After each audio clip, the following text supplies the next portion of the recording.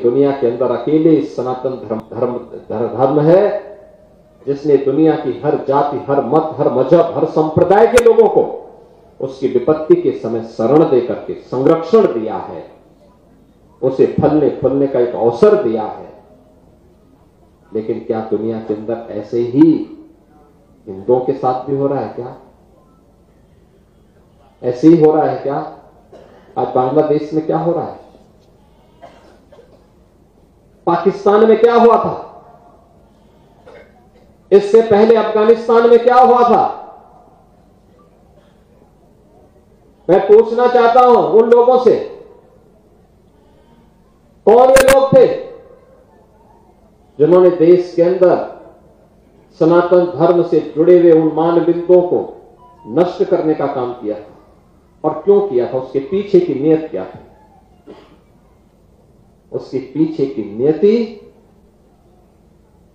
अपने बर्बर कृत्यों को अंजाम देकर के पूरी धरती को नरक बनाने की साजिश का हिस्सा था, जिसके तहत कभी काशी में काशी विश्वनाथ मंदिर, कभी अयोध्या में श्री राम जन्मभूमि, कभी मथुरा में श्री कृष्ण जन्मभूमि,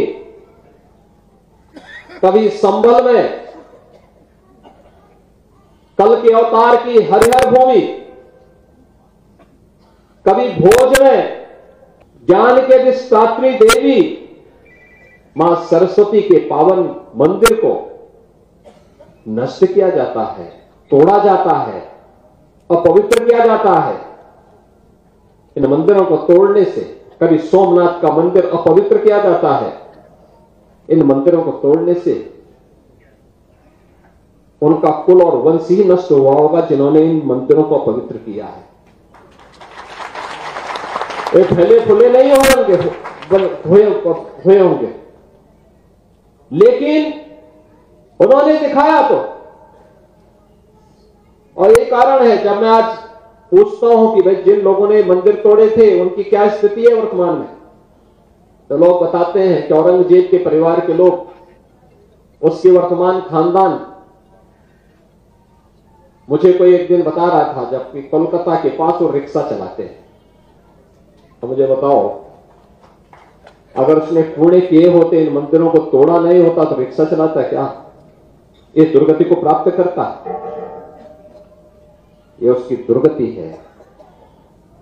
उसने ईश्वर की अवमानना की है। और मैं यही कहूंगा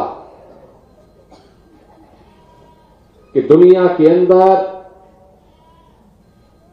अगर विश्व शांति की स्थापना करनी है तो यह सनातन धर्म ही उसको कर सकता है, केवल सनातन धर्म।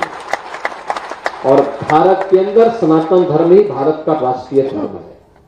विरासत और विकास के बीच में एक बेहतर समन्वय होना चाहिए। यज्ञ उसी की प्रेरणा देता है।